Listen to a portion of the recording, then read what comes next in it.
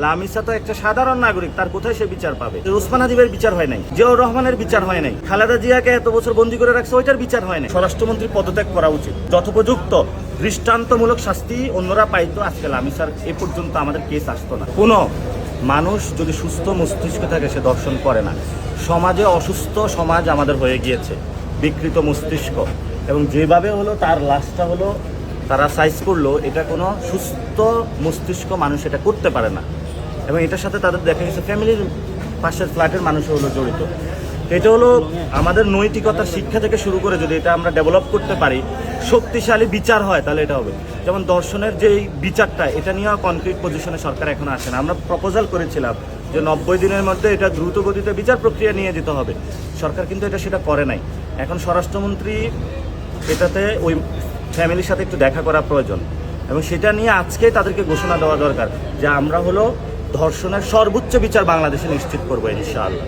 বিচার হয় না তো বাংলাদেশ, ওসমান হাদিবের বিচার হয় নাই, জিয়াউর রহমানের বিচার হয় নাই, খালেদা জিয়াকে এত বছর বন্দী করে রাখছে, ওইটার বিচার হয় নাই। লামিসা তো একটা সাধারণ নাগরিক, তার কোথায় সে বিচার পাবে? সরকার তো ব্যস্ত আছে কার্ড নিয়ে, এদিকে ধর্ষণ, খুন, রাহাজানি, মারামারি, ডাকাতি। গতকাল একজন ফোন দিল, হুজুর ওর বাসার সব জিনিস ডাকাতি করে নিয়ে গেছে, সেফটি নাই কোথাও, নিরাপত্তাহীনতা আছে বাংলাদেশ। এটা সরকার দেখেও না দেখার ভান করে থাকে। শুধু লামিসা না, গত 1 বছর ধরে সরকার ক্ষমতায় আসার পর থেকেও অসংখ্য জায়গায় বাচ্চাদেরকে ধর্ষণ করা হয়েছে। আমরা এটা নিয়ে প্রতিবাদ করেছিল, কথা বলে সরকারের হলো কানে যায়নি।